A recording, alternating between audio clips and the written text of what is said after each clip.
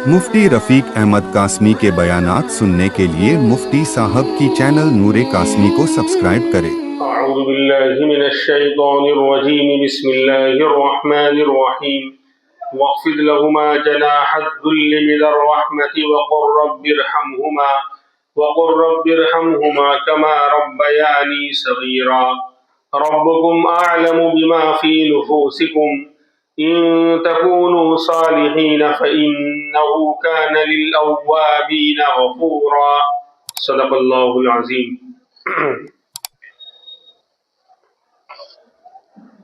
कुरान करीम की सूरह बनी इसराइल की ये 24 नंबर की आयत, इसमें भी अल्लाह तबारक व तआला वालिदैन के साथ अच्छा सलूक करने और उनके साथ नरमी से पेश आने का हुक्म देते हैं। फरमाया वक़्फ़िद लहुमा जनाहद्दुल्लि मिनर रहमा, कि झुका दे उन दोनों के सामने आजिज़ी के बाजू को रहमत और नियाज़मंदी के साथ।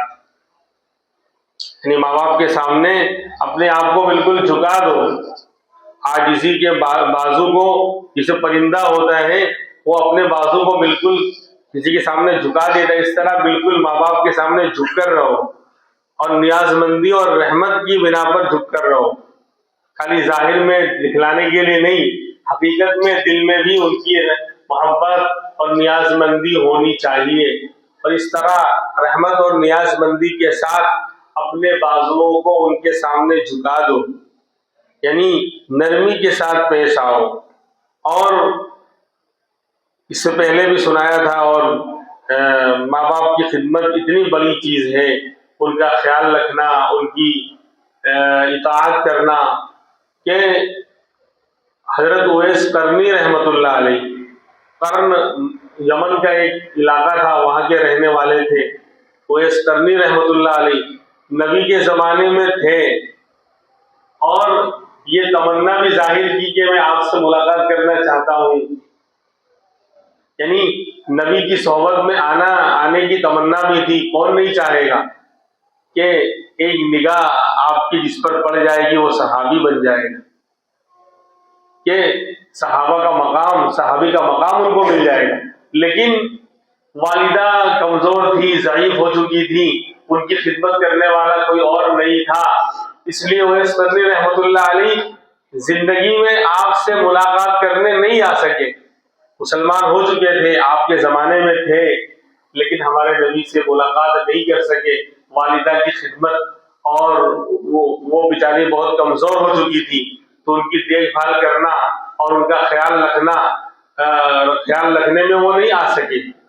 लेकिन इसकी फजीलत और इसकी बिना पर यह मकाम मिला कि आका सल्लल्लाहु अलैहि वसल्लम ने फरमाया खैरुत ताबिईन है वो, यानी सहाबा के बाद जिन लोगों ने सहाबा को देखा है इनको ताबिई कहा जाता है। तो ताबिईन में सबसे बेहतर और अफजल उवैस करनी रहमतुल्लाह अलैह। और आपने सहाबा से फरमाया था, हज़रत उमर रज़ियल्लाहु अन्हु से फरमाया था कि उमर, जब तुम्हारी उनसे मुलाकात हो तो अपने लिए उनसे दुआ की दरखास्त करना, उनसे दुआ करवाना। कहाँ अमीरुल मोमिनीन उमर बिन खत्ताब रज़ियल्लाहु अन्हु का मकाम है। हर सहाबी का मकाम उवैस करनी से आला है, लेकिन सहाबा के अंदर भी फारूक आजम का मकाम नंबर 2 पर है। इतने आला तरीन इंसान और सहाबी, लेकिन फरमा रहे हैं कि उमर, तुम्हारी उनसे मुलाकात हो तो अपने लिए उनसे दुआए मग़फ़िरत करवाना, दुआ की दरखास्त करना। चुनांचे हज के मौसम में मुलाकात हुई अमीरुल मोमिनीन की बाकायदा, और नबी ने अलामत भी बताई थी कि उनके ऊपर जो है बर्स का दाग होगा, सफेद दाग की बीमारी के अंदर वो मुब्तला होंगे। लेकिन जब मुलाकात हुई तो हज़रत उमर रज़ियल्लाहु अन्हु ने हाथ पकड़कर कहा कि आप हमारे लिए दुआ कीजिए। तो कहा अमीरुल मोमिनीन, मैं आपके लिए दुआ करूं? कहा ये मैं नहीं कह रहा, बल्कि मेरे आका इमामुल अंबिया मुहम्मदुर रसूलुल्लाह सल्लल्लाहु अलैहि वसल्लम का हमें यह हुक्म है कि आप हमारे लिए दुआ करें। तो ये मकाम क्यों मिला? वालिदा की खिदमत की वजह से। तो बहरहाल फरमाया कि झुका दो उन दोनों के सामने आजिज़ी के बाजू को, نیاز مندی اور رحم اور کرم کے ساتھ، اور صرف جھکانا ہی نہیں ہے بلکہ ان کے لیے دعائیں بھی کرنا ہے، زندگی کے اندر بھی اور زندگی کے بعد بھی دعا کرنا ہے۔ وَقُلْ رَبِّ ارْحَمْهُمَا كَمَا رَبَّيَانِي صَغِيرًا، اور یوں کہو اے میرے رب ان دونوں پر رحم فرما جیسا کہ ان دونوں نے بچپنے میں میری تربیت کی۔ آج وہ بڑھاپے میں پہنچ گئے تو آپ کمزور ہو گئے اور باقی آدمی رہتی، دماغ جو ہے چڑچڑا ہو جاتا ہے، اور ایک بات بار بار جسے بچہ ہوتا ہے تو ایسے ہی دماغ ہو جاتا ہے بچپن کے بعد بچپن کی طرح۔ تو جس طرح بچے کی سوال پر ماں باپ کو اچھا لگتا ہے اور خوشی ہوتی ہے، بار بار وہ سوال کرتا ہے، ایک ہی چیز کا سوال کرتا ہے، پھر بھی جواب دیتے ہیں اور یہ سمجھتے ہیں کہ یہ تو بچہ ہے اس لیے بار بار پوچھ رہا ہے۔ تو ایسے ہی جب وہ بڑھاپے میں پہنچ گئے تو تم ان کے لیے اللہ سے رحمت کی دعا کرو کہ اللہ ان دونوں پر رحم فرما جیسا کہ ان دونوں نے میری تربیت کی، ربیانی میری تربیت کی، میری پرورش کی، صغیر ہونے بچپن کی حالت میں جب میں چھوٹا تھا تو ماں باپ نے میری پرورش کی تھی اور میری پرورش کرنے میں اپنا سب کچھ لگا دیا تھا، خود گیلے میں اور برسات کے اندر رہتے تھے، سردی کے اندر رہتے تھے، اور مجھے جو ہے گرمی کے اندر اور اچھے کپڑے دلاتے تھے اور میرا ہر چیز کا خیال رکھتے تھے، تو ان دونوں پر رحم فرما۔ بعض علماء فرماتے ہیں کہ رحمت کی دعا یہ ماں باپ اگر مسلمان ہے تو کی جائے گی، یہ بعض علماء نے لکھا کہ رحمت جو ہے وہ مسلمان کے لیے ہے، کافر کے لیے نہیں ہے۔ لیکن اکثر علماء کہتے ہیں کہ رحمت کے الگ الگ معنی آتے ہیں۔ رحمت کا ایک مطلب یہ بھی ہوتا ہے ان کے لیے ہدایت کی دعا، یعنی رحمت کا مطلب یہ بھی ہوتا ہے کہ اللہ ان کو ہدایت دے، تو ظاہر سی بات ہے کہ اگر کافر بھی ہے ماں باپ تو رحمت کی دعا کرنا منع نہیں ہے۔ اب مطلب یہ ہوگا کہ اللہ ان پر رحم فرما، یعنی ان پر اپنی رحمت کی چادر اس طرح ڈال دے کہ ان کو ہدایت دے دے، ایمان کی توفیق دے دے۔ لہذا یہ دعا چاہے ماں باپ مسلمان ہو تو بھی کی جائے گی، اور ماں باپ غیر مسلم ہو، نان مسلم ہو تو بھی ان کے لیے دعا کی جائے گی، کیونکہ رحمت کا ایک عام معنی ہے جس میں ہدایات یعنی ایمان کی توفیق اور ہدایت بھی شامل ہے، اور رحمت کا ایک خاص معنی ہے جو مغفرت کا معنی ہے، جو ایمان والے کے لیے۔ مغفرت کی دعا کرنا تو وہ تو ایمان والوں کے لیے، یعنی گناہوں سے معافی کی دعا، اس کے لیے تو ایمان شرط ہے، لیکن ہدایت کی دعا کرنا، ایمان ہدایت کی توفیق مل جائے، ایمان کی توفیق مل جائے، یہ تو ہر کافر کے لیے کی جا سکتی ہے۔ تو پھر ماں باپ اگر کافر ہیں تو ان کے لیے بھی کی جا سکتی ہے۔ تو فرمایا کہ ان کے لیے دعا کرنا صرف جو ہے خدمت ہی نہیں کرنا ہے بلکہ دعا بھی کرتے رہنا ہے، زندگی کے اندر بھی اور مرنے کے بعد بھی ان کے لیے دعا کرتے رہنا۔ اور فرمایا کہ ربکم اعلم بما فی نفوسکم۔ اب آگے آیت عجیب و غریب ہے کہ بہت سے لوگ خدمت کر رہے ہیں، اطاعت بھی کر رہے ہیں، ماں باپ کا خیال بھی رکھ رہے ہیں، لیکن کیوں کر رہے ہیں؟ نیت الگ الگ ہو سکتی ہے۔ دیکھا کہ ابا کے پاس مال بہت ہے، اماں نے بہت دبا کے چھپا کے رکھا ہوا ہے، لہذا اگر تھوڑی خدمت کر لوں گا، تھوڑا کھلا پلا دوں گا، تھوڑا ہاتھ پاؤں دبا دوں گا، تو وہ جو پوٹلی اور جو وہ کپڑے میں باندھ کے اماں نے رکھا ہوا ہے وہ چپ چاپ جو ہے تنہائی میں جو چپکے سے مجھے دے دیں گی اور میرا تو کام ہو جائے گا۔ وہ پرانے زیورات ہیں اور ابا کے پاس مال ہے تو ابا مجھے مال دے دیں گے۔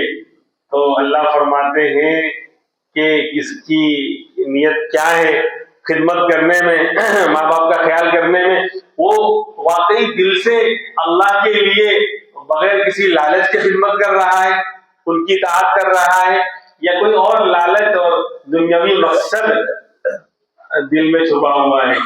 فرماتے ہیں ربکم اعلم بما فی نفوسکم، تمہارا رب اچھی طرح جانتا ہے تمہارے دلوں میں کیا ہے۔ یعنی تم ماں باپ کی خدمت لوگوں کو دکھا، یہ بھی ہو سکتا ہے کہ مال مقصد نہیں، لیکن لوگوں کو دکھانے کے لیے کہ جب رشتے دار جمع ہیں اور محلے والے دیکھ رہے ہیں تو بہت اچھی طرح جو ہے پیش آ رہا ہے، اور لیکن جب کوئی نہیں ہے تو پوچھ بھی نہیں رہا ہے، تو لوگوں کو دکھلانے کے لیے خدمت کر رہا ہے، یا مال کی لالچ میں کر رہا ہے، زمین جائیداد پراپرٹی کی لالچ میں کر رہا ہے، یا واقعی ماں باپ ہونے کی وجہ سے اللہ کے لیے کر رہا ہے۔ ربکم اعلم بما فی نفوسکم، ایک مطلب یہ کہ تمہارا رب اچھی طرح جانتا ہے اس خدمت کے پیچھے تمہارے دل میں کیا ہے، خالص نیت ہے اللہ کی رضا یا کوئی دنیاوی غرض ہے، اللہ اچھی طرح جانتا ہے۔ ایک مطلب آیت کا یہ۔ دوسرا مطلب یہ ہے کہ بعض مرتبہ ہوتا ہے بہت سے جو نیک ہوتے ہیں وہ ڈرتے ہیں، سمجھے؟ مومن کی پہچان ہے کہ وہ گناہ نیکی کر کے ڈرتا ہے، اور منافق کی پہچان ہے کہ وہ گناہ کر کے بھی نہیں ڈرتا۔ جو سچا ایمان والا ہوتا ہے وہ نیکی کر رہا ہے تو بھی ڈر رہا ہے، پتہ نہیں اللہ قبول کرے گا نہیں کرے گا، مجھ سے کوئی غلطی تو نہیں ہو گئی۔ اور جو جس کے دل میں ایمان نہیں ہوتا یا نفاق ہے تو وہ گناہ کر کے بھی نہیں ڈرتا۔ تو اب یہ مسئلہ ہے، بہت سے لوگ بیچارے ماں باپ کی خدمت کرنا چاہتے ہیں، ان کی اطاعت کرنا چاہتے ہیں، اور نرمی سے پیش آنا چاہتے ہیں، اور پوری کوشش کرتے ہیں، تو کوئی ایسی بات نہ بنے، لیکن کبھی وقتی طور پر کوئی بے ادبی کا جملہ نکل جاتا ہے، انسان ہے، کوئی ایسی بات آ گئی، اماں نے ابا نے کچھ ایسا بول دیا، اور اس سے بھی جو ہے ہر وقت انسان کا دماغ ایک حالت پر نہیں رہتا، لیکن دل میں جذبہ ہے، دل سے وہ بندہ نیک ہے، اور لڑکا جو ہے بڑا فرما بردار ہے، وہ کوشش بھی کر رہا ہے، لیکن کبھی وقتی طور پر کچھ ایسے حالات آتے ہیں کہ کچھ ایسا جملہ نکل جاتا ہے جو بے ادبی والا ہوتا ہے، غصے میں نکل گیا یا کوئی ایسی بات، کیونکہ بندہ دنیا بھر کے ٹینشن میں رہتا ہے، کاروبار کا ٹینشن، اس کا ٹینشن، تو کوئی ایسی بات ماں باپ کی شان میں نکل گئی، لیکن وہ دل سے جو ہے اس پر وہ شرمندہ ہے اور وہ نہیں چاہتا تھا، لیکن پھر بھی ایسا ہو گیا، انسان سے ہی غلطی ہوتی ہے، تو فرماتے ہیں ربکم اعلم بما فی نفوسکم، اللہ اس کو معاف کر دے گا۔ کیوں؟ تمہارا رب اچھی طرح جانتا ہے تمہارے دل میں کیا ہے۔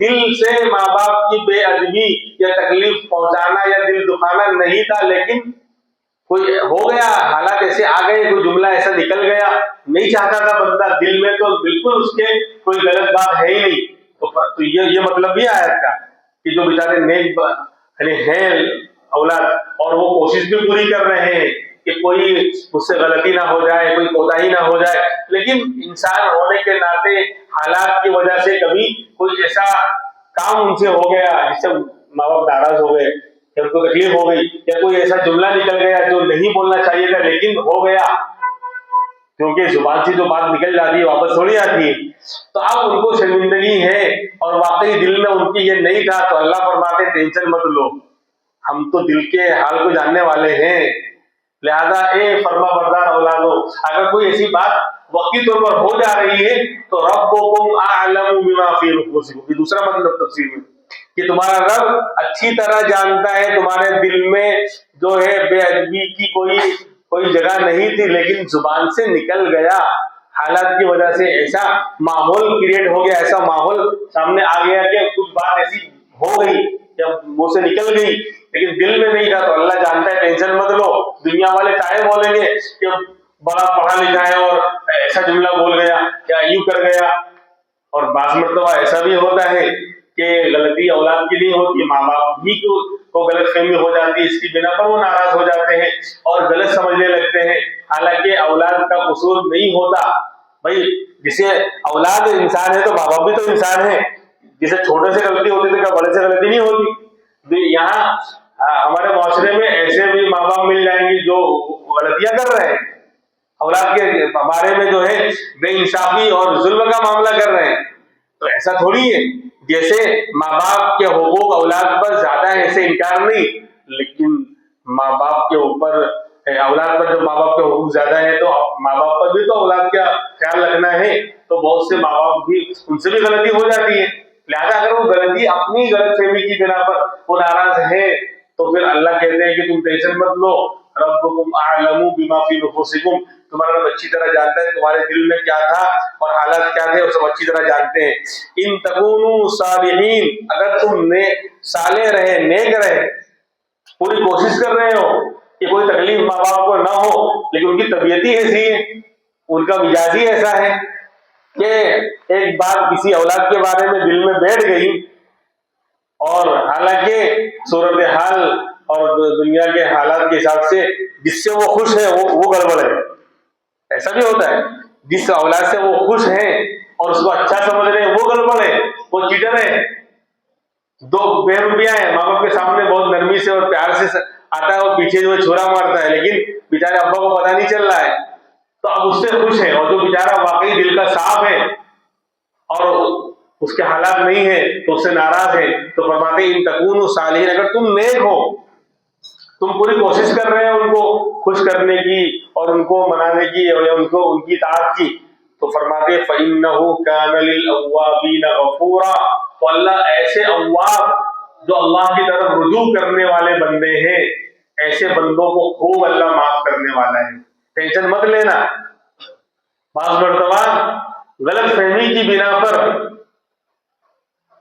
بعض مرتبہ ہم نے دیکھا اور سنا بھی کہ ماں باپ کہنے لگ جاتے ہیں کہ میں تجھے کبھی معاف نہیں کروں گا یا تجھے معاف نہیں کروں گی، حالانکہ اللہ کی غلطی ہوتی ہی نہیں ہے وہاں پر. تو اللہ فرماتے ہیں کہ ان کے اس طرح کہنے سے تمہیں ٹینشن لینے کی ضرورت نہیں ہے. ان تکونوا صالحین، اگر تم صالح ہو، نیک ہو اور اپنی طرف سے پوری کوشش کر رہے ہو کہ ان کو تکلیف نہ پہنچے، تو فرماتے ہیں فَإِنَّهُ كَانَ لِلْأَوَّابِينَ غَفُورًا، تو اللہ ایسے اواب یعنی اللہ کی طرف رجوع ہونے والے بندوں کے کو خوب معاف کرنے والا ہے. اواب کہتے ہیں، اوابین کی نماز اسی سے نکلی ہے، جو مغرب کے بعد رکعتیں نفل پڑھی جاتی ہیں. 12 رکعت ہے، 6 رکعت کم سے کم ہے، اور یوں کہا ہے کہ جو نفل جو پڑھی جاتی ہے 2 سنت 2 نفل مغرب کے بعد، تو 2 نفل کے ساتھ 4 نفل اور ملا لو تو 6 رکعت اوابین کی، اللہ کی طرف رجوع ہونے والے نیک بندوں کی نماز ہے. تو اواب کہتے ہیں کس کو ہیں؟ تو فرمایا کہ اواب کہتے ہیں کہ وہ شخص کہ جو جس سے گناہ پر گناہ ہو رہا ہے، لیکن جب بھی گناہ ہوتا ہے فوراً اللہ کی طرف متوجہ ہوتا ہے، توبہ کرتا ہے. تو ایسے ہی یہاں یعنی اشارہ کر دیا کہ غلطی اس سے ہو جاتی ہے ماں باپ کے بارے میں، لیکن فوراً وہ شرمندہ ہوتا ہے، اللہ سے معافی مانگتا ہے، ماں باپ سے معافی مانگتا ہے. پھر غلطی ہو جاتی ہے، پھر وہ توبہ کر لیتا ہے. تو کہا کہ ایسے اواب جو بار بار، کیونکہ دنیا ہے، انسان ہے، نفس و شیطان لگا ہوا ہے، کوشش تو کرتا ہے وہ کہ گناہ نہ ہو، ماں باپ ناراض نہ ہو یا اللہ کی نافرمانی مجھ سے نہ ہو، لیکن نفس و شیطان کے ساتھ رہنے کی وجہ سے گناہ ہو جاتا ہے. تو فرمایا کہ وہ اواب بن جاتا ہے، فوراً اللہ کی طرف رجوع کرتا ہے. اس لیے فرمایا کل بنی آدم خطاؤن وخیر الخطائین التوابون، کہ سارے آدم کی اولاد خطا کار اور گنہگار ہیں، لیکن بہترین گنہگار کون؟ جو توبہ کرنے والے ہیں، اللہ کی طرف رجوع ہونے والے ہیں. تو فرمایا کہ اگر غلطی ہو رہی ہے، چاہے ماں باپ کے بارے میں ہو رہی ہے، لیکن اگر وہ بار بار اللہ کی طرف متوجہ ہوتا رہے گا تو فَإِنَّهُ كَانَ لِلْأَوَّابِينَ، اس کا اوابین کہتے ہیں. تو ایسے اوابین اللہ کی طرف رجوع کرنے والوں کو اللہ غفورا، بڑا معاف کرنے والا اللہ ہے. اللہ یعنی ایسے بندوں کو معاف کرتا رہے گا.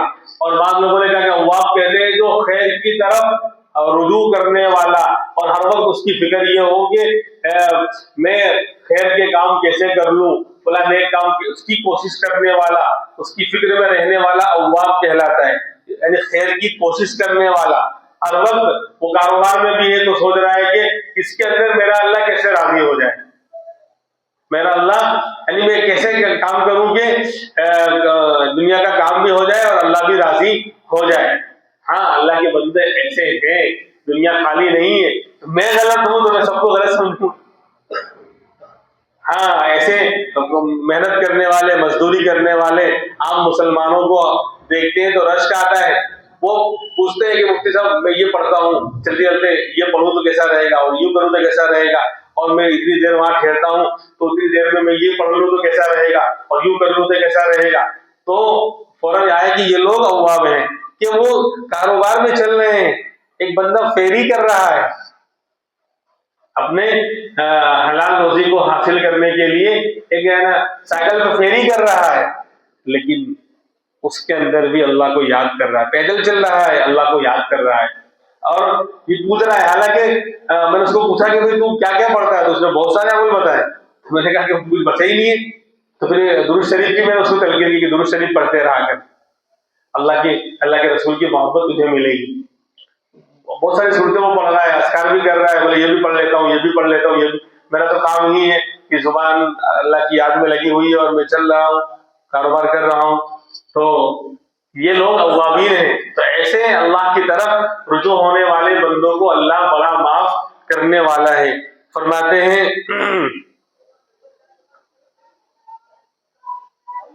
باقی باتیں انشاءاللہ آئندہ کل ہوں گی. اللہ تبارک و تعالی عمل کی توفیق عطا فرمائے. ابھی بہت سے لوگ جو ہے سفر میں ہیں، بہت سے لوگ حاضر نہیں ہیں، اس لیے سوالات کے سلسلے میں شروع نہیں کر رہے ہیں. انشاءاللہ آئندہ ہفتے سے سوالات بھی شروع کریں گے.